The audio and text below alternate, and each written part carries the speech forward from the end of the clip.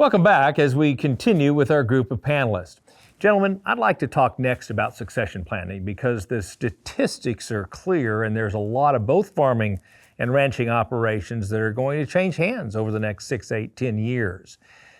In terms of succession planning, Jeff, what makes succession planning so difficult and what are the biggest barriers for families engaging in succession planning discussions? Those struggles and barriers are one and the same. Okay.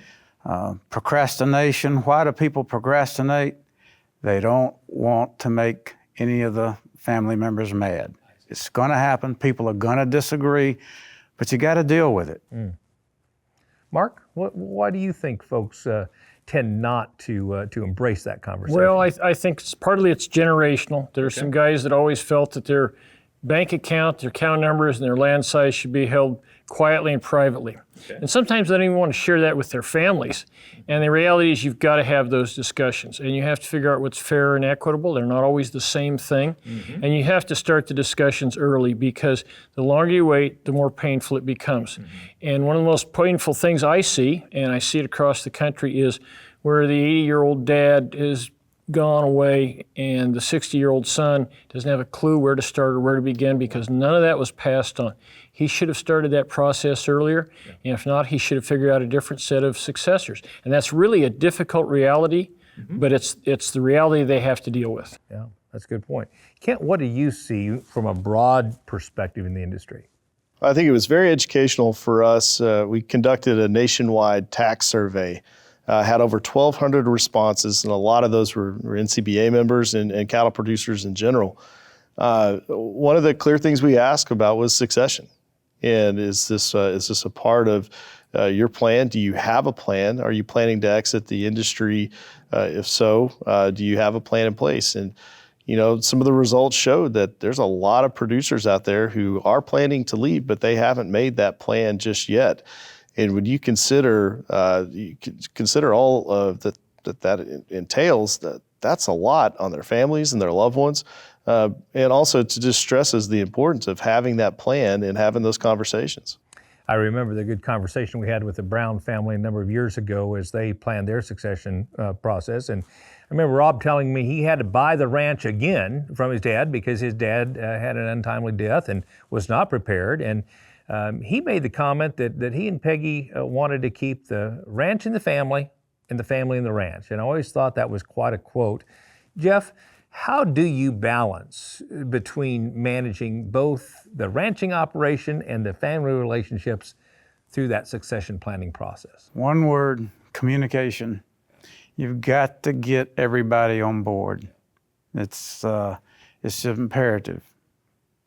Mark, what would you guide people to make certain you're making good objective decisions about the ranching business, but not alienating family members in the process? You have to get them on board.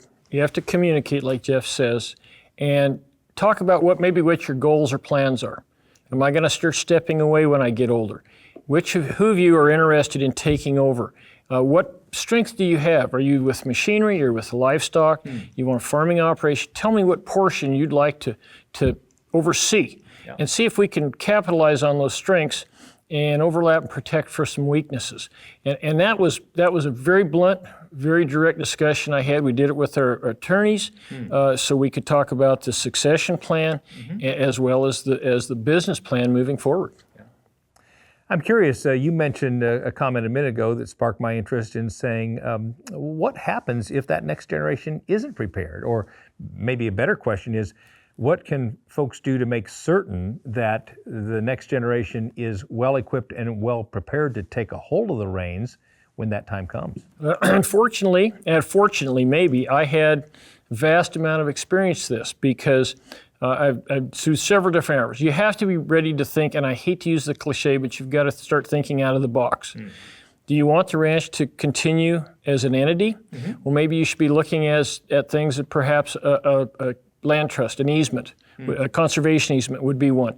If not, you need to start finding out of the family successors. That's actually where I came into mine. Right. And they basically trained me up through years and taught me what worked and what didn't work. And that was hugely successful.